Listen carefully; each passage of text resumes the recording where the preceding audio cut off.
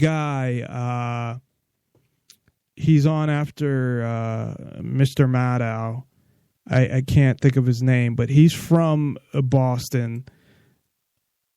Another asshole that, from Boston. Unfortunately, I know a lot of assholes from there because it's where I grew up.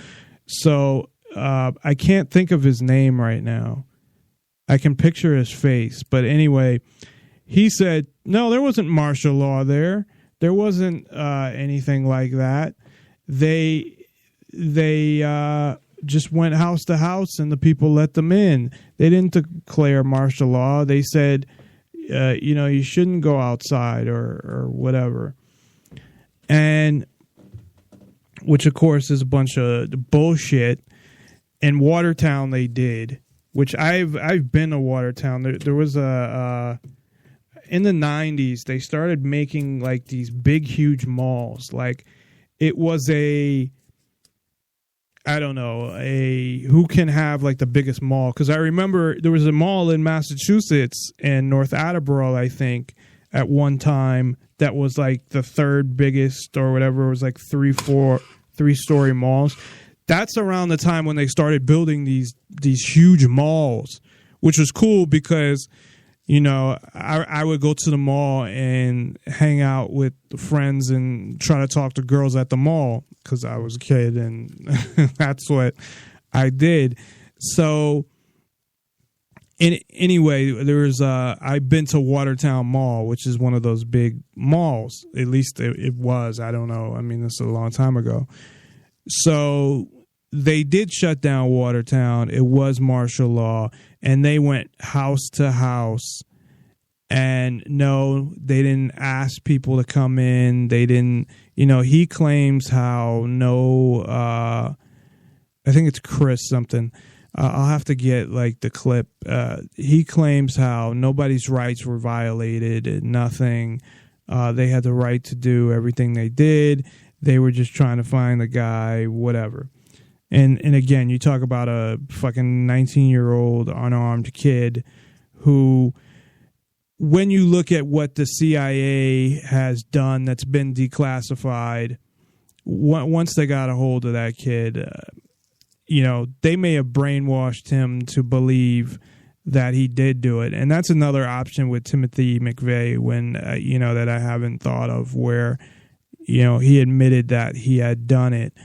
And they may have trained him to be, or brainwashed him to be, an assassin, although the evidence pretty much shows that he didn't do it anyway because he couldn't have done it from what he had. So maybe they wanted him to think he did it. I don't know.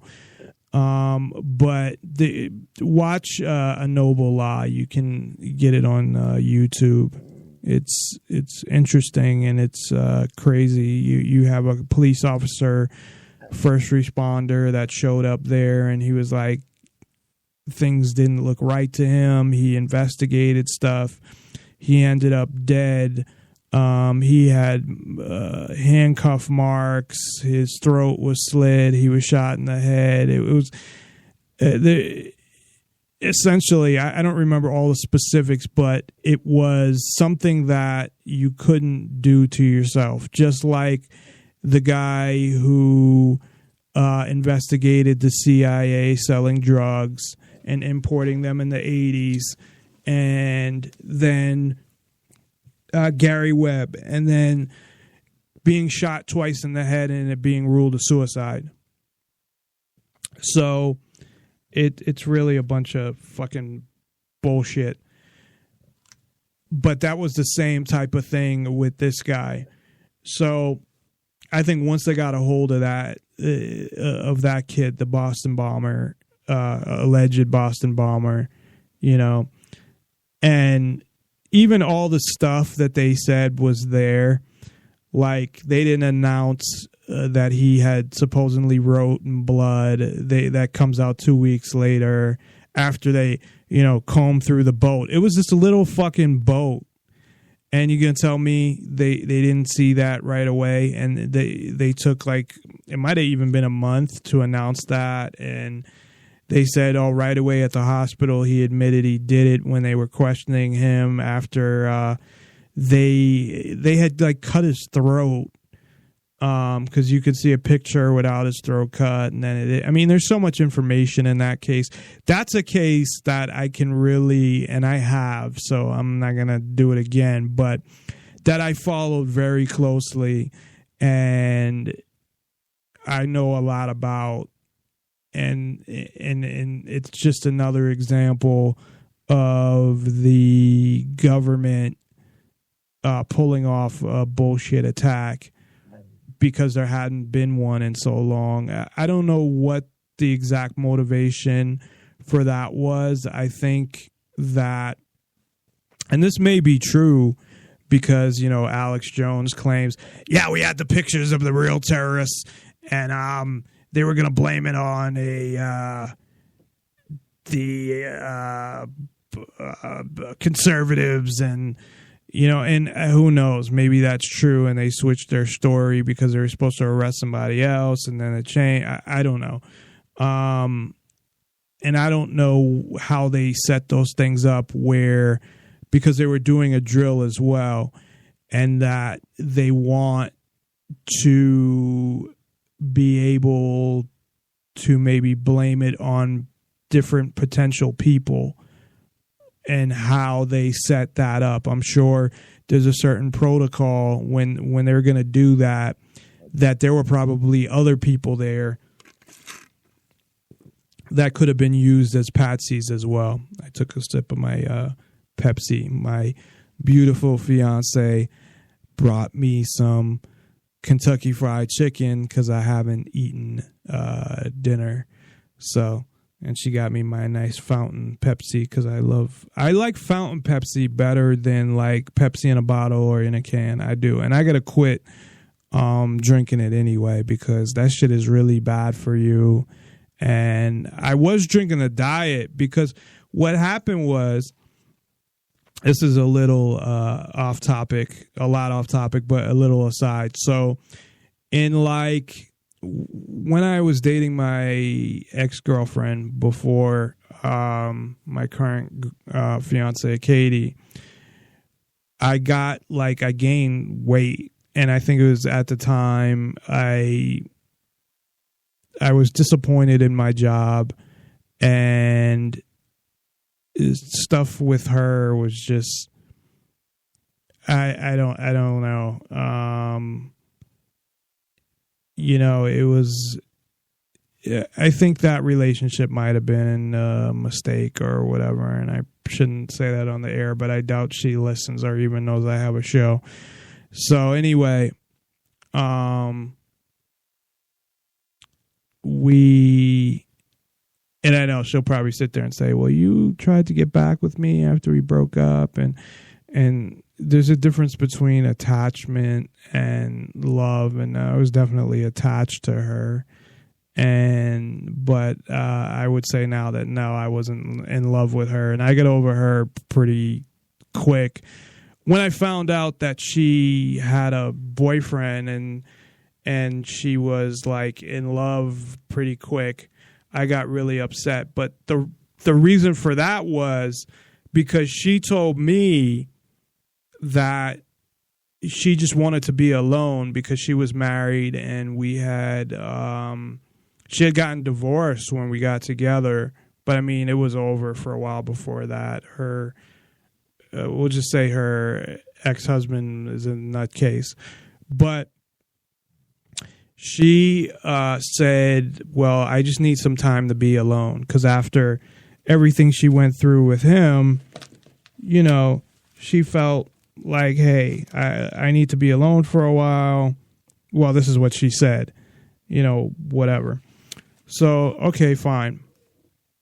That's what she wanted. And what happened was, the company I was working for at the time, they were closing their Las Vegas office, and they actually had an office, one of their main offices that's in the U.S. because they outsource a lot of shit to fucking India. That's how I know that, what I said about India. But it happened to be, it's kind of funny that it happened to be like right in the town or the next town over to where her whole family lived and where she had grown up. And that's pretty fucked up. Like, it's coincidental. She lived in Vegas, got a job there, and then finds out, we have our main office, like one of our main offices, the corporate office is in Pasadena, but one of their main offices were where they do a bunch of other stuff, including what she did, which was accounting, in like the next town over from where she grew up and where her mother still lives and all her brothers and sisters and whatever live. So, well, brothers and sister. She had one sister. I mean, I don't want to get into too much detail about her because that's not right to go on the air and, talk about her like personally. I mean, nobody knows. I'm not going to say her name, so it's not like anybody knows. But anyway, my point being that when I was with her, I got kind of fat. Well, fat for a skinny person.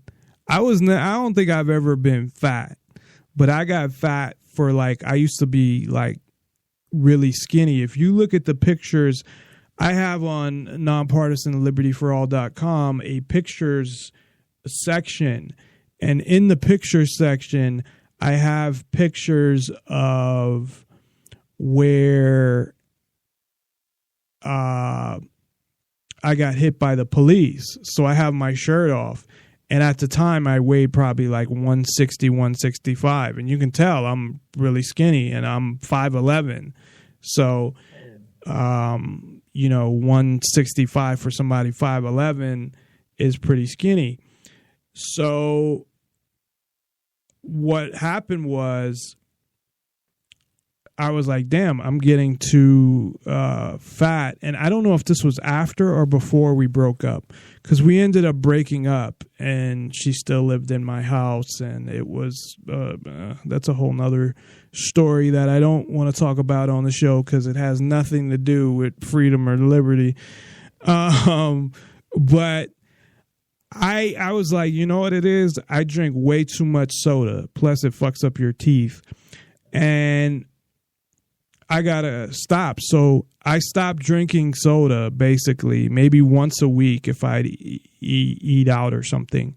And then Campbell's soup at the time was always on sale. So I'd eat Campbell's soup for lunch and I cut out Pepsi. And then I made sure at lunchtime I either went, did I go to the mall back then? Because we didn't work far from the people that don't live in Las Vegas will have no idea. But there's a outlet mall. There's actually two of them. But we worked near one of the outlet malls. So I don't remember if I went to the outlet mall, which I think I did, or just walked around outside. But I ended up walking every day at lunch. And in like 3 months, I was back down to I was like 180 or something, which is probably where I, should have been at. I mean, 165 was probably too skinny. It was like crackhead skinny or something. So anyway, right now, I'm probably back up like I was before to like 225. So I need to cut out the Pepsi and walk around. So anyway, it's 11 o'clock. So that's all we have for tonight. Although I'd love to do some more, but I'm sure everybody is pretty much bored by me. Plus, I have my Kentucky Fried Chicken here waiting for me, and then I've got to get to bed as I get up at about 5:45 every morning. So